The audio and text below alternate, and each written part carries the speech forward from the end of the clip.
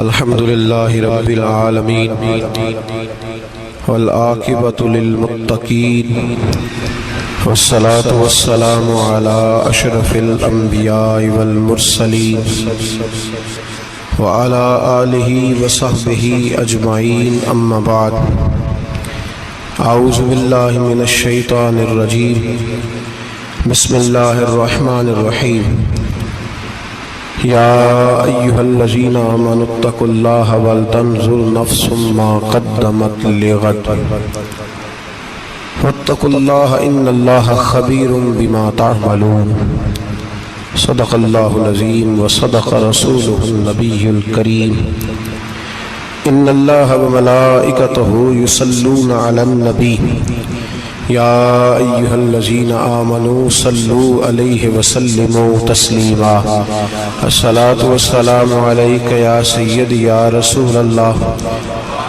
وعلى آلك وأصحابك يا حبيب الله اللهم صل على سيدنا ومولانا محمد معدن الجود والكرم وآله وبارك وسلم حمد الصلاة کے بعد اللہ تبارک و تعالیٰ نے قرآن مجید سورۃ الحشر کے اندر ارشاد فرمایا ہے کہ یا ایھا الذین آمنوا اتقوا اللہ، اے ایمان والو اللہ سے ڈرو، وَلْتَنْظُرْ نَفْسٌ مَا قَدَّمَتْ لِغَدٍ، ہر آدمی یہ سوچ لے کہ اس نے اپنے آگے کیا بھیجا ہوا ہے، جو اس نے آخرت کے لیے جمع کرایا ہے وہ کیا ہے، یہ غور کر لے وہ واتقوا اللہ، اور پھر ڈر جاؤ اللہ سے، ان اللہ خبیر بما تعملون، فرمایا تم جتنے مرضی پردے ڈالتے پھرو تمہارے رب کو تمہارے تمام کاموں کی خبر ہے، اسے پتہ ہے تم کیا کرتے، وہ جانتا ہے۔ عزیز دوستو، بزرگوں اور بھائیوں، قرآن مجید نے دو چیزوں پر بڑا زور دیا ہے، ایک اللہ کو ماننا، اور اللہ کو ماننے کا مطلب ہے نبی پاک کو بھی ماننا، اللہ کو ماننے کا مطلب ہے کتابوں کو بھی ماننا، قرآن پاک کو بھی ماننا۔ لیکن دو باتیں آپ کو زیادہ ملیں گی، ایک ایمان، اور اس کے بعد سب سے زیادہ زور ہے ایمان بالآخرت پر، آخرت کو مانو۔ وَمِنَ النَّاسِ مَن يَقُولُ آمَنَّا بِاللَّهِ وَبِالْيَوْمِ الْآخِرِ وَمَا هُمْ بِمُؤْمِنِينَ، اللہ فرماتا ہے کچھ لوگوں کا دعویٰ ہے کہ ہم اللہ اور آخرت پر ایمان رکھتے ہیں، حالانکہ وہ ایمان نہیں رکھتے، دعویٰ کرتے ہیں، نفاق کا مظاہرہ کرتے ہیں، منافقت کرتے ہیں۔ جو اللہ کو ماننے والا ہوتا ہے اس کا رنگ اور ہوتا ہے، جس کو پتہ ہوتا ہے قیامت کے دن اللہ کے حضور کھڑے ہونا ہے، اس کے اعمال یہ نہیں مانتے، کہتے ہیں ہم مانتے ہیں، پر مانتے، دعویٰ ہے کہ ہم مانتے ہیں آخرت کو بھی اور اللہ کو بھی، پر نہیں مانتے۔ قیامت قائم ہونا ضروری ہے، اگر وقوع قیامت نہ ہو تو ظالم کی تو موجیں لگ گئیں، جابر تو موج کرے گا، فاسق اور فاجر تو کہیں گے دنیا میں بھی ہم اپنے اقتدار کے زور پر جیتے رہے، آج بھی ہمیں پوچھنے والا کوئی نہیں۔ عقلاً نقلاً قیامت کا قائم ہونا ضروری ہے، قیامت قائم ہوگی تو مظلوم کو اس کے ظلم پر داد رسی کی جائے گی اور ظالم کو سزا ملے گی۔ ایک آدمی ساری زندگی دنیا کے اندر لوٹ مار کرتا رہا، دھوکہ فریب فراڈ کرتا رہا، اس کی راتیں شراب و کباب میں گزر گئیں، وہ مرے اور بات ختم ہو گئی، ٹھیک ہے موج کر کے چلا گیا۔ ایک آدمی ساری زندگی اس نے اللہ تبارک و تعالیٰ کی رضا کے لیے اپنی نظر کی حفاظت کی، زبان کی حفاظت کی، یہاں تک کہ دل کی بھی حفاظت کی، وہ بھی مرے تو معاملہ ختم ہو گیا۔ اس طرح تو پھر سرکش کا کچھ بنے گا ہی نہیں، نظام زندگی ساری اس کی سوچ ختم ہو کے رہ جائے گی اگر قیامت قائم نہیں ہوتی۔ قیامت کا قائم ہونا حق ہے، اس لیے قرآن مجید نے ایک جگہ پہ نہیں 20 جگہ پہ یہ بیان فرمایا ہے کہ قیامت ضرور قائم ہوگی، قیامت، اور وہ قائم ہو کر اپنے سارے لوازمات سمیت قائم ہوگی۔ میرے نبی پاک صلی اللہ علیہ وسلم نے فرمایا مظلوم کو حق ملے گا، ظالم کو سزا ملے گی۔ جابر اس دن اللہ کی بارگاہ میں رسوا کیے جائیں گے، جن پر جبر کرتے رہے انہیں اللہ کے حضور سے عطا کیا جائے گا۔ قیامت کا وقوع ہونا ضروری ہے، اور قیامت تو جب قائم ہوگی تب ہوگی، دنیا میں بھی ایسا ہوتا ہے۔ ظلم کا انجام ٹھیک نہیں ہوتا، جبر کا انجام، جھوٹ کی زندگی لمبی نہیں ہوتی، دھوکے، فریب، فراڈ، ملمہ سازی، ان چیزوں کی عمریں اللہ نے تھوڑی رکھی ہیں۔ وقتی طور پر ظالم کو، دھوکے باز کو، جابر کو جو مہلت ملتی ہے وہ سمجھتا ہے میری سیاست کام کر رہی ہے، وہ سمجھتا ہے میں بڑا دانا ہوں، بڑا چالاک ہوں، دیکھ لو اتنے ظلم کے، جبر کے، دھوکے کے باوجود بنا ہوا ہوں۔ حالانکہ اللہ کی طرف سے اسے مہلت ملتی ہے، اور بڑا ہی مہربان ہے، مہلت اس طرح دیتا ہے کہ میرے نبی پاک علیہ السلام نے فرمایا جب میرا مسلمان نیکی کرتا ہے تو اللہ فرشتوں سے فرماتا ہے 70 گنا بڑھا کے لکھ لو اس کی نیکی، 70 گنا۔ اور جب گناہ کرتا ہے تو اللہ فرماتا ہے ٹھہر جاؤ ابھی لکھنا نہ، اسے ٹائم دو۔ یا اللہ کتنا؟ فرمایا 24 گھنٹے تو دو، ہو سکتا ہے توبہ کر لے، یہ اس کی مہربانی ہے۔ اب وہ جو اللہ نے مہلت دی ہے نا کہ شاید توبہ کر لے، لوگ سمجھتے ہیں میری چالاکی کی وجہ سے نظام سیٹ چل رہا ہے، میں بڑا تیز ہوں، 2 4 5 باتیں بولتا ہوں سب صحیح ہو جاتا ہے۔ لوگ اس کو اپنی دانائی سمجھ لیتے ہیں، حالانکہ وہ اللہ کی طرف سے۔ فرعون نے کئی 100 سال حکومت کی، اور اس طرح اس نے ظلم کیے کہ لاکھوں اور ہزاروں بچے قتل ہی کرا دیے۔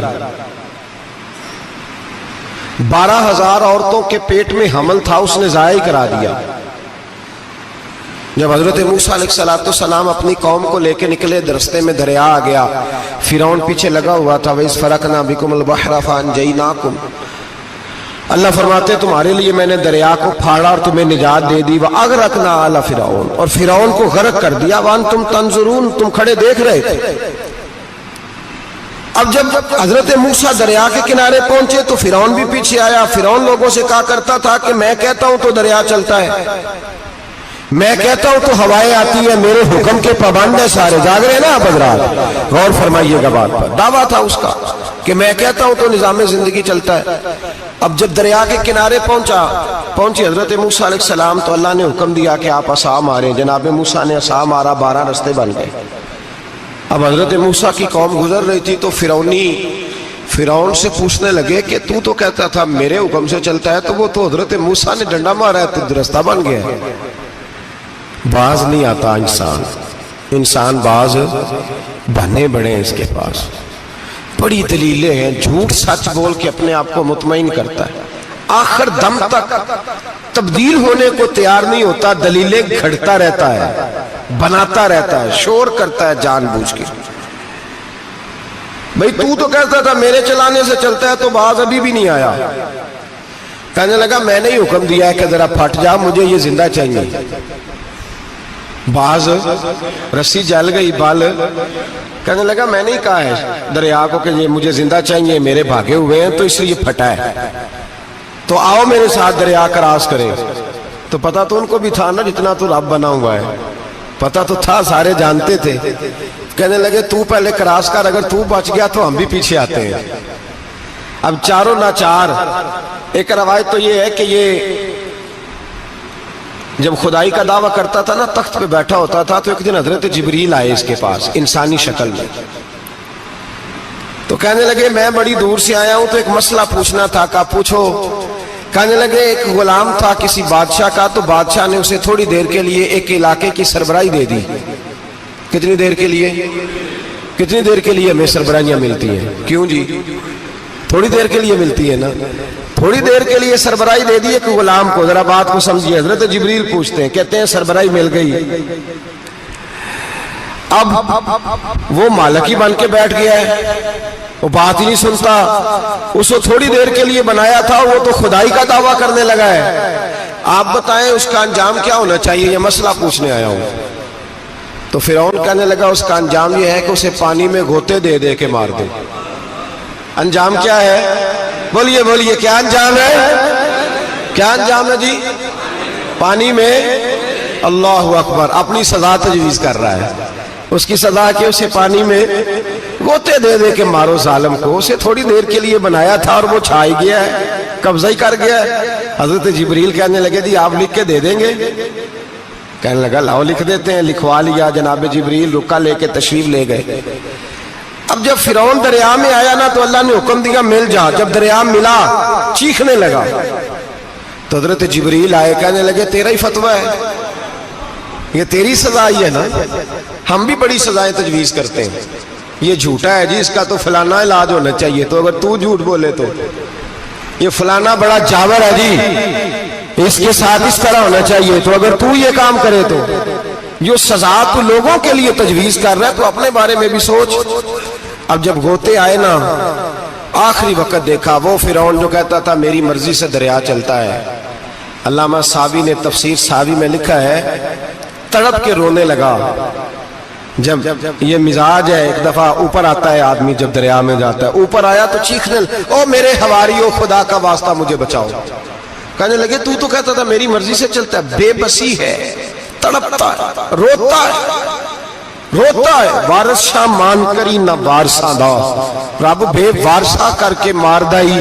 تڑپ رہا ہے, چلا رہا ہے, کوئی مدد کو نہیں پہنچتا. اب جب آخری غوطہ آیا تو کہنے لگا آمنا میں رب موسیٰ و ہارون, میں موسیٰ کے رب کو بھی مان گیا, ہارون کے رب کو بھی. اللہ نے فرمایا نہیں اب تیرا ماننا قابل قبول ہے. اس وقت ماننا تھا جب تجھے مہلت دی تھی, جب تو جوان تھا. بڑھاپا آتا ہے, بیماری آتی ہے, جوان آدمی بیماری کا شکار ہوتا ہے تو کہتا ہے یا اللہ ایک دفعہ صحیح کر دے میں ساری پڑھا کروں گا, ایک دفعہ ٹھیک کر دے میں مسجد میں رہوں گا, میں اگلے سال اعتکاف بھی کروں گا, میں ساری تراویحیں پڑھوں گا. تو اس وقت پڑھنی تھی جب تجھے مہلت دی تھی, اس وقت پڑھنا تھا جب اللہ نے تجھے آسانی دی, زندگی دی. اگلا وقت یہ حال ایک کا نہیں ہوا. نمرود کو دیکھ لیں, حضرت ابراہیم علیہ السلام کو کہتا تھا میں رب ہوں. آپ نے فرمایا رب تو وہ ہے جو زندہ کرتا اور مارتا ہے. ایک موت کا قیدی بلایا, کہنے لگا ہاں بھائی کتنے دن رہ گئے تھے پھانسی میں؟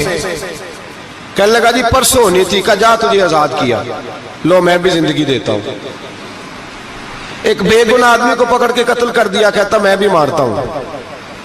حضرت ابراہیم علیہ السلام کہنے لگے تو بیوقوفوں جیسی دلیلیں دے رہا ہے, چل اس طرح کر میرا رب سورج مشرق سے نکالتا ہے, تو اگر رب ہے تو مغرب سے نکال کے دکھا. اب دلیل کا جواب کوئی نہیں تھا تو کہنے لگا پکڑو اور آگ میں ڈال دو. اللہ کے نبی کو آگ میں ڈالنے والا. یہاں ایک مچھر بیٹھا ہے, 400 سال حکومت کی اور خدائی کا دعویٰ کیا. یہاں مچھر بیٹھا تھا, چھینک آئی تو مچھر اندر چلا گیا. پہلے دربار کا ادب یہ تھا کہ جو آئے سجدہ کرے.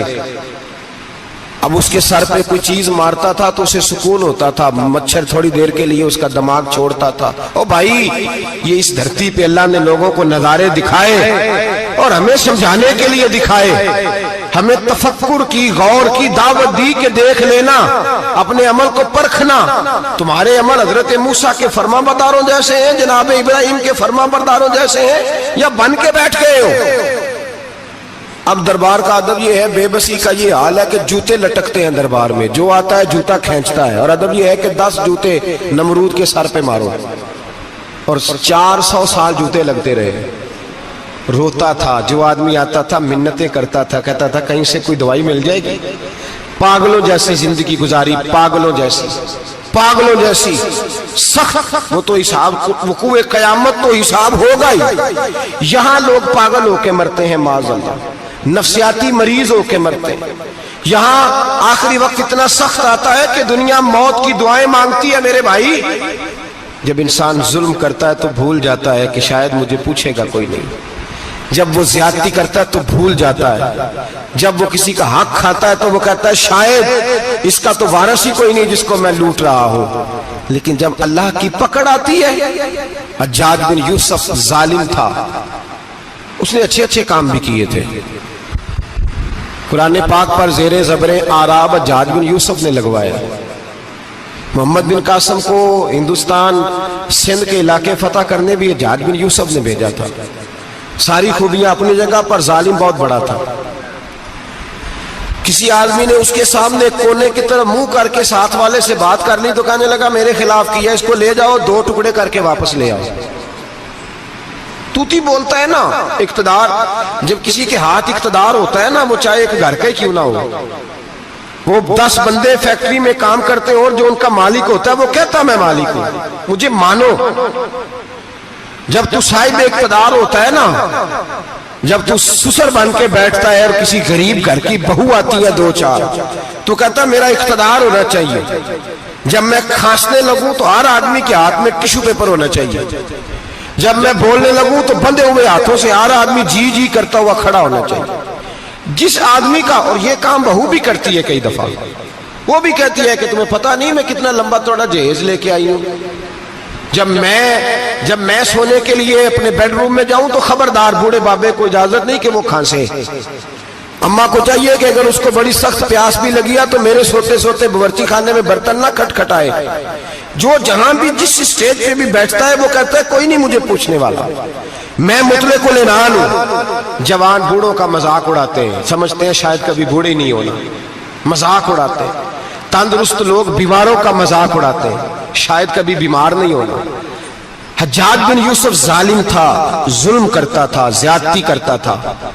हजरत सईद बिन जुबैर एक ताबी बुजुर्ग थे, इतने बड़े बुजुर्ग थे कि सारी रात नमाज पढ़ते थे, सारा साल रोजा रखते थे।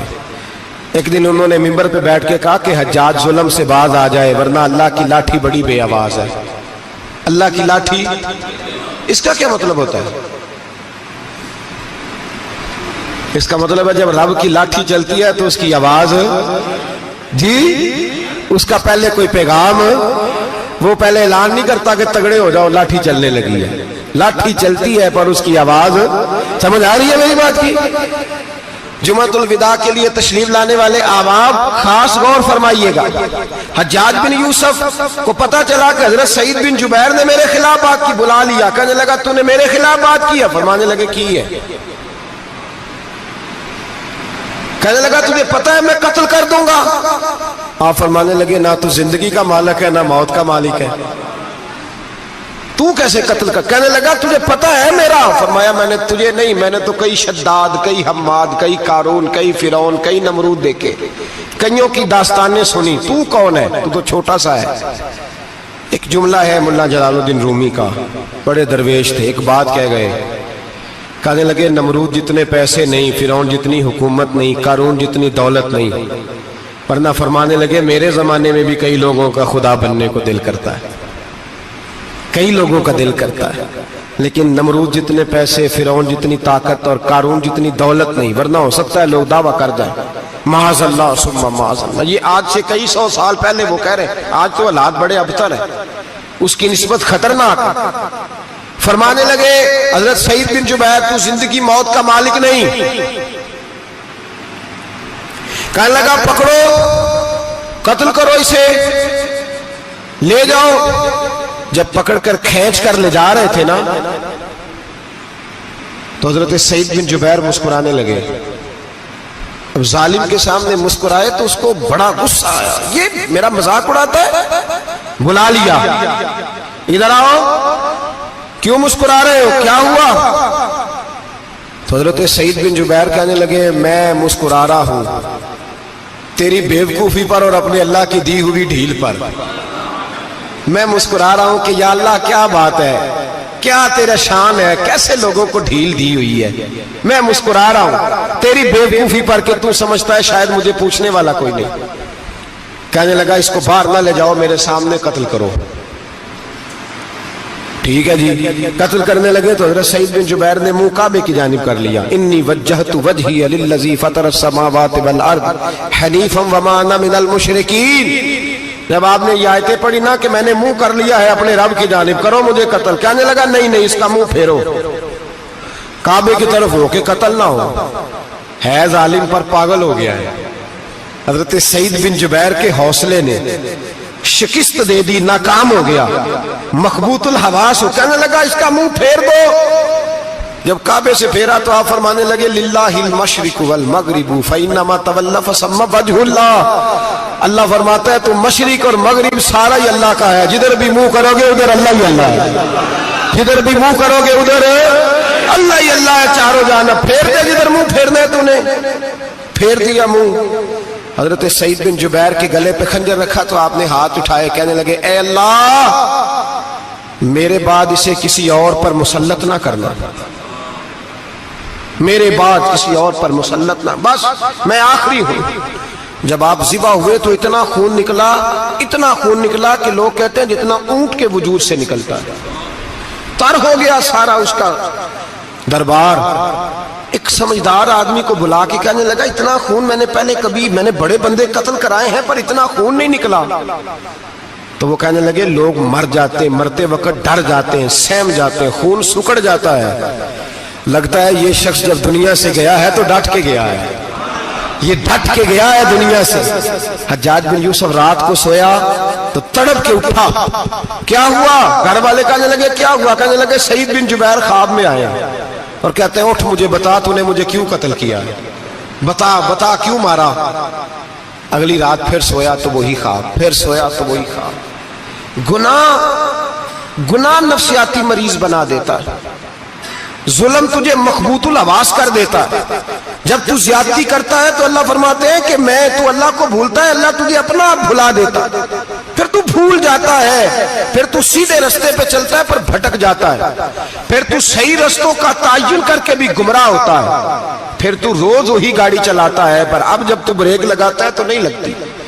جب گناہوں کے ساتھ تو مخبوط الحواس ہوتا ہے تو روز وہ کاروبار کرتا ہے, لیکن جب تیرے گناہ تجھے گھیر لیتے ہیں پھر اسی کاروبار میں تو نقصان اٹھاتا ہے. حجاج بن یوسف تڑپتا ہے, روتا ہے, یہاں تک کہ بیمار ہو گیا. پیٹ میں درد ہوتی ہے, پتہ نہیں کیا ہوا, تکلیف ہوتی ہے, پتہ نہیں. سارے حکیم, طبیب, ڈاکٹر کوئی نہ سمجھ سکا کہ بیماری کیا ہے. جو بیماریاں خدائی ہوتی ہیں ان کا لوگوں کو پتا, جو آزمائشیں رب کی جانب سے ہوتی ہیں وہ ڈاکٹروں کے ہتھے نہیں چڑھتی. جو تکلیفیں اللہ دیتا ہے ان کا حکیم طبیب علاج نہیں کر پاتے, مشکل. اور شفا اسی وقت ہوتی ہے جب اللہ دینا چاہے, اور جب رب ہی دینا نہ چاہے تو بڑے بڑے ڈاکٹر کہتے ہیں کہ ہمارے بس کی بات نہیں رہی. بغداد سے حکیم آئے, پیٹ دیکھا, کہنے لگے نہ تیرے معدے میں کوئی دقت ہے, نہ تیرے جگر میں, نہ کسی اور جگہ, ماجرا کیا ہے؟ ایک آخری علاج ہے, آخری. وہ کیا؟ گوشت کا چھوٹا سا ٹکڑا دھاگے کے ساتھ باندھ کے منہ میں ڈالا اور پھر ایک باریک سا تنکا لے کے اس کو اندر ڈالنے لگے گلے میں. وہ گوشت کا ٹکڑا جب حلق کے اندر اتر گیا اس حکیم نے واپس کھینچا تو کیسے ایسی بدبو آئی جیسی کبھی سونگی نہ تھی. جانور, کیڑے مکوڑے لگے ہوئے باہر نکلے, اور جب دیکھا تو جتنے محل میں لوگ بیٹھے تھے چلاتے ہوئے نکل گئے کہ یہ کیا مصیبتیں ہیں. حکیم بھی اٹھ کے دوڑنے لگا, کہا تجھے کیا ہوا؟ کہنے لگے حجاج تیری بیماری زمینی نہیں, تیری مصیبت زمینی نہیں. کہا میری مرض تک تم کیوں نہیں پہنچ پا رہے؟ تو کہنے لگے لگتا ہے تو بد دعا کا مریض ہے, لگتا ہے تو ظلم کا مریض ہے, تو جبر کا مریض ہے. تڑپتا رہا, سسکتا رہا. ایک وقت وہ بھی آیا کہ گھر والوں نے کمرے میں بند کر کے تالا لگا دیا, دیوار سے ٹکرے مارتا. او بھائی, جو گناہوں کے بیمار ہوتے ہیں انہیں شفا نہیں ہوتی, جو ظلم, جبر, بربریت کے بیمار ہوتے ہیں انہیں سکون قلبی میسر نہیں آتا.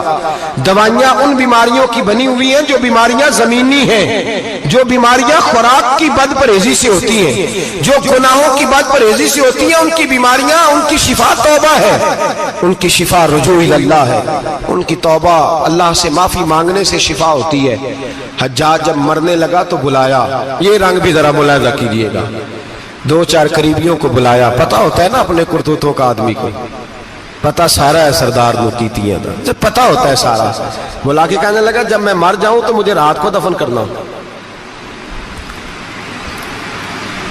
کیوں بھائی, عورت ہے؟ کہنے لگا نہیں رات کو دفنانا.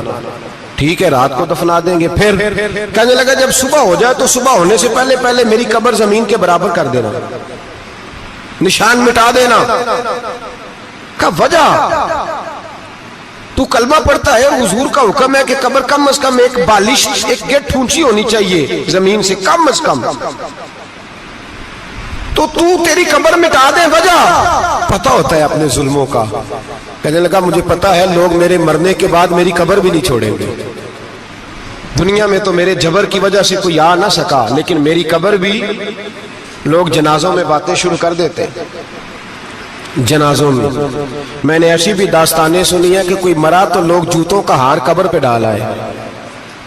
نہیں بھائی، تو جب زندہ تھا تو تیرے جبر ظلم کی وجہ سے نہیں کو بول سکا. ایک تو ہے قیامت میں حساب ہوگا، یہاں دنیا میں حساب ہونے لگتا ہے. اتنی لمبی زبانیں لوگوں کی لٹک کر مرتے وقت باہر نکل آتی ہیں. دعا کریں، جمعہ ہے، اللہ تعالیٰ ایمان کی موت عطا فرمائے. دعا فرمائے رب تعالیٰ اللہ تبارک و تعالیٰ توبہ کر کے جانے کی توفیق عطا فرمائے. جاگے جاگے اور سنے اور دعا کرے، اے اللہ تو ہمیں ظلم سے ویسے ہی محفوظ فرما. اگر ہم زیادتی کرنے لگے تو اے اللہ ہمیں اس سے منع فرما. ہمیں اس سے تو یہ توفیق دے کہ ہم باز آ جائیں اس گناہ سے. میرے بھائی، ایک تو دنیا میں سزا ہے، پھر قیامت کی سزا ہے، پر وہ زیادہ سخت ہے. وہ زیادہ سخت ہے. ہم لوگوں نے نا ہیلے بہانے بڑے بنائے ہوئے ہیں. بینک کے ساتھ کاروبار کرنے والا کہتا ہے نہیں مجبوراً لیا ہے، مجبوراً. مر رہا تھا تو آخری لبوں پہ تھا تو جائز ہے، جائز ہے. اس وقت جب تجھے کھانے کو لقمہ نہ لگے تو حرام کھانا بھی جائز ہے. کیا دقت تھی؟ کیوں اللہ رسول کے مقابلے میں کھڑا ہوا تو؟ کیوں سود کا دھندا کیا؟ کیا تکلیف تھی؟ کہاں تو الجھ گیا تھا؟ ہم جان بوجھ کے اپنے لیے جہنم کٹھی کرتے ہیں، پھر کہتے ہیں سکون نہیں زندگی میں. کہاں سکون آئے گا؟ کیسے آئے گا؟ ہم نے خود آگ لگائی ہے چمن میں اپنے. جو قیامت کی سزا ہے، میرے نبی پاک علیہ السلام نے فرمایا رب تمہیں سامنے کھڑا کرے گا. اور کس طرح کھڑا کرے گا؟ فرمایا لوگوں کے وجود سے کپڑے اتر جائیں گے، زمین اس طرح دہکے گی جس طرح تانبا زمین پہ رکھا جائے اور آگ جلائی جائے. تانبا دیکھا ہے آپ لوگوں نے؟ یہ بھی گرمی گزری ہے نا، تو فرش پر جب سورج پڑتا تھا تو ننگے پاؤں چلا نہیں جاتا تھا. صحیح کہہ رہا ہوں؟ ننگے پاؤں، بچے کا پیر زمین پہ لگتا ہے تو چیخ اٹھتے ہیں، کہتے ہیں وہ جل گیا پیر. حالانکہ یہ فرش دنیا کے. اور اگر تانبے کے اندر خاصیت ہے کہ اگر کوئی دھات جلدی اور زیادہ گرم ہوتی ہے تو وہ تانبا ہے. میرے نبی نے مثال دی تو اس کی دی جو سخت تھا. فرمایا تانبے کی طرح زمین تپائی جائے گی اور پھر ننگے پاؤں رب تمہیں کھڑا کرے گا. آج سورج کی پشت تمہاری جانب ہے، قیامت میں منہ تمہاری جانب ہوگا. نیزہ آپ نے دیکھا ہوگا، نیزہ ہوتا تھا. فرمایا یہ جو تم نیزے دیکھتے ہو صرف 1.25 نیزے کے برابر سورج قریب آ جائے گا اور پھر اللہ تمہیں سامنے کھڑا کر کے تم سے سوال جواب کرے گا. اور حضور نے کہہ دیا ہے تو اب کسی نعت خواں کے کہنے سے بات بدل سکتی، کسی پیر کے کہنے سے جملہ بدل سکتا، کسی خطیب کے کہنے سے فکر نہ کرنا وہ سامنے جنت پڑی ہے، اب بات بدل سکتی. خدا کی رحمت پر بھروسہ رکھنا ضروری ہے، نبی پاک کی شفاعت کی امید رکھنا. بولیے. لیکن جو حضور نے بیان کیا ہے اس کو ماننا بھی یہ بھی ضروری ہے. میرے نبی پاک نے فرمایا اللہ تم سے حساب لے گا اور اللہ پوچھے گا، تم نے جواب دینا ہے. حضور کس کس شے کا؟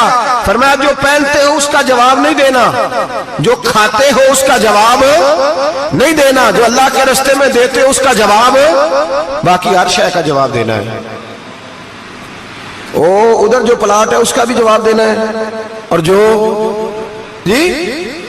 وہ جو بچوں کو پیسے بتائے ان کا بھی جواب دینا ہے، جو چھپائے ہیں ان کا بھی. ثم لتسألن یومئذ عن النعیم. جو کمیٹی اپنے محلے میں ڈالی ہے اس کا بھی جواب دینا ہے، جو سسرال کے علاقے میں ابا جی سے چوری ڈالی ہوئی ہے اس کا جواب بھی، سب کا جواب دینا ہے. تمام حساب کتاب. اور اللہ فرماتے ہیں میں سامنے کھڑا کر کے ہر سوال کا تجھے جواب، تجھے ہر سوال کا جواب. اچھا یہ جو بڑے لوگ تھے وہ حساب سے ڈرتے تھے، ہم چھوٹے لوگ ہیں ہم حساب سے ہم نہیں ڈرتے، ہم کہتے ہیں دیکھی جائے گی. بڑے لوگ جو تھے وہ حساب سے. حضرت ابو بکر صدیق دعا کرایا کرتے تھے، دعا کرو اللہ مجھ سے حساب نہ پوچھے. حضرت عمر فاروق رضی اللہ تعالیٰ عنہ اپنے بیٹے سے کہتے تھے بیٹا اپنے باپ کے لیے رحمت کی دعا کرنا، میں درگزر والا ہوں، میں حساب والا کوئی نہیں. بڑے لوگ ڈرتے تھے، بڑے لوگ. حضرت عثمان غنی قبر پہ کھڑے ہوتے تھے تو داڑھی آنسوؤں سے بھیگ جاتی. غلام کہتے ہیں حضور 3 دفعہ نبی پاک نے آپ کو جنت کی بشارت دی ہے، 3 دفعہ بشارت دی ہے، تو آپ کیوں اتنا روتے ہیں؟ عثمان غنی فرماتے جس رسول نے مجھے جنتی کہا ہے اسی محبوب نے مجھے فرمایا تھا عثمان قبر آخرت کی منزلوں میں سے پہلی منزل ہے. اور آپ فرماتے میرے تو کمرے میں دیا گل ہو جائے تو مجھے ڈر لگتا ہے، اس میں تو مکمل اندھیرا ہے. آپ فرماتے کھڑکیاں بند ہو تو دم گھٹنے لگتا ہے، اس کو تو دروازہ ہی کوئی نہیں، روشن دان تک نہیں. بھائی جو بڑے تھے وہ ڈر رہے تھے. مولا علی شیر خدا نماز کا وضو کر کے کانپتے تھے، کانپتے. علی آپ مرحب کے سامنے نہیں کانپے، خیبر کا دروازہ اکھاڑتے نہیں کانپے، بدر احد خندق حنین اور خیبر میں نہیں کانپے، تو یہاں آپ فرمانے لگے مالک کے سامنے جاتے ہوئے ڈر آتا ہے. بڑے لوگ کانپتے تھے، بڑے لوگ. آج کون سا جمعہ ہے؟ سارے بولیے. حالانکہ یہ اگلے سال دوبارہ آئے گا، ہمارا نہیں پتا کہ ہم ودا ہو جائیں کہ کیا بنے. یہ کون سا جمعہ ہے؟ آیا جمعۃ الوداع، آئے ہم پڑھیں. آج ایک فکر لے کر کے جانا، ایک سوچ. جہاں روز رات کو بیٹے کی ٹینشن، بیٹی کی ٹینشن، بھائی کی ٹینشن، پوتے کی ٹینشن ہوتی ہے نا، ایک ٹینشن اور اپنے آج ایک ٹینشن بڑھا لو، قبر کی ٹینشن پیدا کر لو، قیامت کی تھوڑی سی فکر کر لو، تھوڑی سی ایک لمحے کے لیے صحیح تھوڑا خیال پیدا کرے. حضرت حسن بصری نام سنا ہوا ہے نا، یہ حضرت علی کے شاگرد ہیں. نبی پاک کے گھر میں آ جاتے تھے کئی دفعہ، بچے تھے جب. حضرت حسن بصری تابعی ہیں. فرماتے خانہ کعبہ میں عمرہ کرنے گیا، طواف کعبہ کر رہا تھا تو بڑا عجیب منظر ہوا. رات کی تنہائی ہوئی. اس وقت کئی دفعہ طواف بند بھی ہوتا تھا، اس لیے کہ رش کم ہوتا تھا تو رات کو سب سو جاتے. کہتے رات ذرا گہری ہوئی تو لوگ اپنا اپنا خیمہ لے کے جاتے تھے. اب تو ہوٹل ہے نا تو خیمے لگتے تھے، لوگ خیمہ لے کے جاتے تھے، جہاں جگہ ملتی تھی خیمہ لگا کے رہتے تھے. فرماتے میں رات کو سویا خیمے میں، ایک دردناک آواز آئی. میٹھی ہے، دھیمی ہے، پر درد بڑا ہے. کوئی رونے والا رو کے کہتا ہے اللہ حساب قیامت میں مجھ سے نہ لینا، اے اللہ تنہائی میں جتنا مرضی حساب لینا پر لوگوں کے سامنے نہ لینا. اور پھر کہتا ہے اللہ فضل تو تب کرے جب تو میرا حساب پوچھے ہی نہ. پھر چند منٹ گزرے تو پھر وہ رونے لگا. میرے کانوں میں آواز آئی، کہنے لگا اے اللہ حساب تو ان کا لیا جاتا ہے جو حساب کے قابل ہوتے ہیں. اعلیٰ حضرت کہتے ہیں نا رضا سے تو کیا حساب لے گا، رضا بھی کسی حساب میں ہے. اے اللہ میں قابل نہیں، مجھ سے حساب نہ لینا. کہتے تھوڑی دیر گزری تو پھر وہ رونے لگا.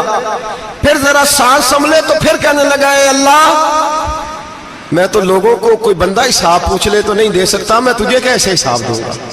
پھر تڑپنے لگا. کہتے تھوڑی دیر گزری تو پھر ایک لفظ انہوں نے کہے رونے والے نے، کہنے لگے اللہ دیکھ تیرے محبوب کا فرمان ہے جو معافی مانگے تو اسے معاف کر دیا کرتا ہے. اے اللہ میں معافی مانگنے آیا ہوں اور مسجد نہیں آیا، میں کعبۃ اللہ ہی آ گیا ہوں. کہتے وہ اتنا روئے کہ چیخ آئی ان کی. اور جب دھڑام سے کوئی زمین پہ گرا تو میں پریشان ہوا کہ اب تو بے ہوش ہو گیا. فرماتے ہیں میں زور سے اٹھا فٹافٹ اور اس شخص کی طرف بڑھا. میرے دل میں خیال ہے کوئی گناہگار ہے بیچارہ، تو چلو میں بھی دعا کرتا ہوں. اس کو کہتا ہوں بیٹے فکر نہ کر، اللہ تیری مدد کرے گا. فرماتے میں گیا اس نیت کے ساتھ کہ میں کہوں گا چلو اٹھو تم بھی دعا کرو، میں بھی کرتا ہوں، اللہ ہم سے حساب نہ پوچھے. کہتے میں گیا تو وہ شخصیت بے ہوش پڑی تھی، کالے سیاہ بال ان کے چہرے پہ بکھرے ہوئے تھے. کہتے لوگو جب میں نے زلفیں ہٹائیں چہرے سے تو میرا وجود کانپنے لگا آسمان ٹوٹ پڑے گا، زمین پھٹ جائے گی، ستارے بکھر جائیں گے، آج بہ جائیں گے سمندر. فرماتے ہیں میری چیخیں نکل گئی. یہ کوئی گناہگار تو نہیں، یہ تو حضرت فاطمہ کے پوتے امام زین العابدین ہے. یہ تو امام حسین کا وہ بیٹا ہے جو کربلا میں تنہا بچے تھے. فرماتے میں امام کا چہرہ دیکھا تو بھاگ کے آیا اور میں نے اپنی داڑھی ان کے پیروں کے ساتھ مس کی اور میں نے کہا حضور اٹھئے.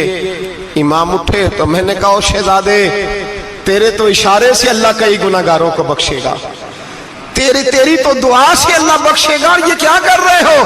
تو امام زین العابدین کہنے لگے حسن بصری ادھر آ یار، ادھر آؤ بزرگ ہو، میرے دادا کے پاس رہنے والے ہو، میں نے نا آج ہی سنا ہے کہ اس کا عذاب بڑا سخت ہے، آؤ میرے لیے دعا کرو، اللہ پاک مجھ سے حساب نہ پوچھے، کہا حضور نہ کریں۔ آپ فرمانے لگے تجھے نہیں پتا کچھ چیزیں ایسی ہیں کہ رب نے اگر حساب پوچھا تو میں واقعی جواب نہیں دے پاؤں گا، چل کر میرے لیے دعا۔ کہتے میں نے ہاتھ باندھے حضور میں نہیں کرتا، اٹھا فرماتے میں نے ہاتھ اٹھائے، میں نے کہا اے اللہ تیرے رسول کا شہزادہ ہے، یہ تیرے رسول کا شہزادہ ہے، یہ کہہ رہا ہے تو فضل کر۔ او بھائی جو بڑے تھے وہ تو تڑپتے تھے، سسکتے تھے۔ ابو علی ہیتی کہتے خانہ کعبہ میں پتھر پہ سر رگڑ رگڑ کے کوئی بوڑھا کہہ رہا تھا اے اللہ اول تو حساب نہ لینا، اور اگر لینا تو مجھے اندھا کر کے اٹھانا، میں تیرے نیک بندوں کے سامنے شرمندہ نہیں۔ اقبال رو پڑے، اقبال کچھ لوگوں نے لکھا ہے یہ آخری ربائی ہے ڈاکٹر اقبال کی، آخری، اس کے بعد شاید اس نے کلام نے کچھ سیرت نگاروں کا خیال ہے۔ اقبال مدینے کی طرف منہ کر کے کہنے لگے تو غنی از ہر دو عالم من فقیر، اللہ تو غنی ہے میں تو فقیر ہوں، روز محشر عذر ہائے من پذیر، اے اللہ اول تو میرا کوئی عذر قبول کر لینا محشر کے دن، اور اگر نہ کرنا ہوا اگر تمہیں بینم حسابم نہ گزیر، اگر ضرور ہی میرا حساب لینا ہے، اے اللہ اگر تو نے ضرور لینا ہے، اے اللہ اگر ضرور ہی لینا حساب، اول تو میرا عذر مان لینا، میری کمزوری پہ رحم کرنا، اے اللہ میرے بڑھاپے پر میری کمزوری پر رحم کرنا، اگر ضرور حساب لینا ہے از نگاہ مصطفیٰ پنہا بغیر، تو اے اللہ ذرا حضور کی نگاہوں سے اوجھل کر کے لینا، اے اللہ مجھے شرم آئے گی، میرے مصطفیٰ کریم فرمائیں گے میں تو تجھے ہر بات سمجھا کے آیا، ایک جگہ تیری رہنمائی کر کے آیا، تو کیسے عمل کما، ذرا اوجھل کر کے از نگاہ مصطفیٰ پنہا بغیر، ذرا حضور کی آنکھوں سے اوجھل کر کے سائیڈ پہ کر کے لینا، میں برداشت نہیں کر پاؤں گا۔ حضرت ابو علی ہیتی کہتے ہیں بابے نے سر رکھا ہوا ہے اور کہتے ہیں اللہ مجھے اندھا کر کے اٹھانا، فرماتے میں گیا، میں نے کہا چلو میں دعا کرتا ہوں جا کے، فرماتے جب میں نے جا کے بزرگوں کی کمر پہ ہاتھ رکھا، ان کا چہرہ دیکھا تو یہ کوئی گناہگار تو نہیں، یہ تو بغداد کے پیر عبد القادر جیلانی ہے، یہ تو محبوب سبحانی غوث سمدانی ہے، یہ تو وہ شخص ہے جو قدم لگائے تو اللہ ولایت عطا کرتا ہے۔ جو بڑے تھے وہ ڈر رہے تھے، معین الملت والدین، عطائے رسول، ہند الولی، غریب نواز حضرت خواجہ معین الدین اجمیری رحمت اللہ علیہ، خواجہ قطب الدین بختیار کاکی کو تنہائی میں بلا کے کہنے لگے معین الدین سید زادہ ہے، معین الدین حضور کے خاندان میں پیدا ہوا ہے، معین الدین سے اس کے پیر کو بڑی امیدیں تھیں، معین الدین کو رسول پاک نے ہندوستان بھیجا تھا، پر قطب الدین یار معین الدین تبلیغ کا حق نہیں ادا کر سکا۔ حضرت خواجہ قطب الدین کہنے لگے حضور 90 لاکھ تو مسلمان کر دیے، اور کیا حق تھا؟ فرمایا نہیں، جب تو تہجد کی نماز پڑھے نا بیٹا اپنے لیے دعا مانگنا تو خدا سے کہنا مولا میرے پیر کی کوتاہیاں معاف کر، وہ جس اعزاز کا تھا وہ کام نہیں کر سکتا، جو بڑے تھے ان کی تو باتیں بڑی تھی، یہ جو ہم چھوٹے آئے ہیں نا نئے، ٹکٹیں دیتے پھرتے ہیں، ٹکٹیں، بے نمازی جاہل ان پڑھ پیر ٹکٹیں بانٹتا ہے لوگوں کو، تو بھی بخشا ہے تو بھی بخشا ہے، وہ 90 لاکھ لوگوں کو رائے حق پر لگا کے بھی کہتے تھے نہیں حق تو یہ ہے کہ حق ادا نہ ہوا، حق تو یہ ہے کہ حق، کوئی شاہی پلے نہیں، ڈٹا ہوا کھڑا ہے مسلمان، ڈٹا ہوا، یہ حساب سنے۔ کسی نے حضرت ابو ہریرہ سے کہا کہ کوئی ایسی حدیث سناؤ جو آپ کو بھی بڑی محبوب ہو۔ حضرت ابو ہریرہ نے چیخ ماری، رونے لگے اور بے ہوش ہو گئے، پھر ہلایا، پانی پلایا، اٹھے، کہا حضور بات کی تھی حدیث سنائے، پھر رونے لگے۔ ہمیں تو نہیں نہ رونا آتا، ہمیں تو تب آتا ہے جب بیٹا بات نہ مانے، ہمیں تو تب آتا ہے جب کاروبار میں نقصان ہو جائے، ہمیں تو تب رونا آتا ہے جب ہمارا کوئی دوست ہمارے بارے میں غلط بات کر دے، بے عزتی دنیا کی ہو جائے۔ حضرت ابو ہریرہ 3 دفعہ ہوش آیا، 3 دفعہ روئے، اور کہنے لگے عزیزو یہ وہ والی حدیث ہے کہ میں سوچتا بھی ہوں تو میں تڑپ اٹھتا ہوں. کہا کون سی حدیث؟ تو حضرت ابو ہریرہ کہنے لگے میں نے نبی پاک سے سنا ہے قیامت میں سب سے پہلے علماء کا حساب ہوگا. سب سے پہلے علماء کا. رب کریم فرمائے گا تمہاری دین کے نام پر بڑی موجیں تھیں، تمہارے بڑے پوسٹر چھپتے تھے، لائنیں بنا کے لوگ تمہارے ہاتھ چومتے تھے، لوگ تمہاری گھڑی کو بھی چومنا اپنے لیے سعادت سمجھتے تھے. بتاؤ میرے رسول کے نام پر کھانے والوں کیا کر کے آئے ہو؟ عمل بتاؤ. عمل موج بڑی کی نا تم نے، بتاؤ عمل. علماء عالم عرض کرے گا اے اللہ میں جگہ جگہ تیرے رسول کے دین کی بات کرتا تھا، میں قرآن کے درس دیتا تھا، میں راتیں بیدار رہ کے تیاریاں کرتا تھا، میں جو بن سکا کیا. رب فرمائے گا نہیں، تو نے تو اس لیے کیا تھا کہ لوگ تجھے پیر صاحب کہیں، مولانا صاحب کہیں، تیرے نعرے لگائیں تو لگے نہیں پھر تیرے نعرے، پھر لوگوں نے لمبے لمبے القابات پکارے نہیں تیرے. حضور سید عالم علیہ السلام فرماتے ہیں پہلا حساب اس کا لے گا جو عالم کہلاتا تھا. رب پوچھے گا تجھے طاقت دی، ہمت دی، بولنے کی صلاحیت دی، اپنے فضل سے دی، بتا کیا کما کے آیا ہے. حضرت ابو ہریرہ روتے ہیں، کہتے ہیں میں بھی تو حدیثیں سناتا ہوں، میں بھی تو عالم ہوں، میرے پیچھے بھی تو لوگ بھاگتے ہیں. لوگوں بتاؤ اگر اللہ نے ابو ہریرہ سے پوچھا تو کیا جواب دے گا؟ اللہ فرمائے گا علماء کے لیے بخاری مسلم ہے، انہیں اٹھاؤ اور جہنم میں ڈال دو. امام غزالی فرماتے ہیں اگر کسی عالم کو سزا ملی تو سخت سے سخت عالم کو ملے گی. دعا فرمائیں اللہ میرے جیسے لوگوں کو ہدایت کا رستہ عطا فرمائے، اور جو کہتے ہیں سمجھتے ہیں اللہ اس پر عمل کی توفیق عطا فرمائے. فرمایا حضرت ابو ہریرہ نے دوسرے نمبر پر سخی اللہ کی بارگاہ میں کھڑا کیا جائے، مالدار. رب فرمائے گا بول کچھ ایسے بھی تھے جن کے پاس شام کی روٹی نہیں تھی، تجھے میں نے تیری تجوری بھر کے تجھے دولت عطا کی، تجھے وراثت میں میں نے مربع دیے، جائیدادیں دی. بتا وہ کچھ وہ تھے سویرے مزدوری کرنے جاتے تھے، کما کے لاتے تھے، ہزاروں روپیہ تیری بینک میں پڑا تھا، بتا کیا کیا تو نے؟ اے اللہ میں نے مسجد میں دیے، مدرسے میں دیے، 30 دن افطاریاں پکاتا رہا. اللہ فرمائے گا تو جھوٹ بولتا ہے، تو سارا کچھ اس لیے کرتا تھا کہ لوگ تجھے سخی کہے. ہاں ہاں تیرا اعلان ہوا مسجد میں، لوگوں نے کہا وہ دیکھو کتنے پیسے دے رہا ہے، اس کا وہ دیکھو نام لکھا ہوا ہے ہسپتال کے ایک کونے میں کہ یہ والا بلاک فلاں سیٹھ صاحب نے بنایا، یہ دیکھو لکھا ہوا ہے کہ یہ کمرہ مدرسے کا اس نے بنایا، تو لکھ دیا گیا، نعرے لگ گئے، اب جا دوڑ جا. اللہ جہنم میں پھینک دے گا. فرمایا پھر شہید کھڑا کیا جائے گا. ہاں بھئی تجھے طاقت دی، ہمت دی، بتا کہاں خرچ کی، کہاں؟ اے اللہ شہید ہی ہو گیا. فرمایا وہ تو اس لیے ہوا تھا کہ لوگ تجھے شہید کہیں، بہادر کہیں، تیرے نام پہ روڈ کا نام رکھا جائے، تمغہ حسن کارکردگی ملے، سو مل گیا. میرے لیے بتا کیا کر کے آیا ہے میرے لیے، اسے اٹھاؤ اور جہنم میں پھینک دو. بھائیو عذاب کڑا ہے، عذاب سخت ہے، حساب سخت ہے، اور جو حساب لینے والا ہے اس کو میں نا تراویح ہو رہی تھی تو قاری صاحب نے ایک سورہ یاسین شروع کی، وَامْتَازُوا الْيَوْمَ أَيُّهَا الْمُجْرِمُونَ. اللہ فرماتا ہے قیامت میں میں کہوں گا مجرم جو ہے نا وہ صفوں سے باہر آ جائے، صفوں سے باہر آ جائے. ایک ہمارے فزکس کے ٹیچر ہوتے تھے تو بڑی سخت چھڑی مارتے تھے، تو جب وہ قد بھی بڑا تھا، جلال بھی بڑا تھا، اور اصول بڑے اچھے انسان تھے لیکن سخت تھے، تو مجھے یاد آتا تھا کہ جب وہ سویرے آ کے کہتے جس نے کام نہیں لکھا وہ باہر نکل آئے.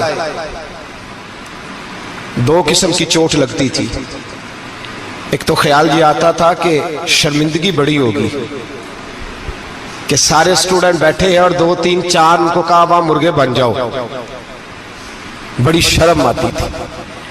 اور پھر جب وہ مارتے تھے تو اتنا سخت مارتے تھے کہ کئی دن تکلیف رہتی تھی، بتایا نہیں جاتا تھا۔ وہ اسٹوڈنٹ بتاتے تھے کہ یار اس سے بچو کسی بھی طریقے، اور کسی کا کام رہ بھی جاتا تھا کہتے تھے اس پیریڈ کی ڈیوٹی سبق یاد کر کے آنا ہے۔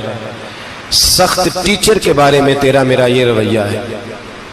تو یاد آ رہا تھا وہ کہہ رہے تھے نا وَامْتَازُوا الْيَوْمَ أَيُّهَا الْمُجْرِمُونَ، تو میں صف میں کھڑا تھا تو 2 قطرے میرے بہہ گئے آنسو کے۔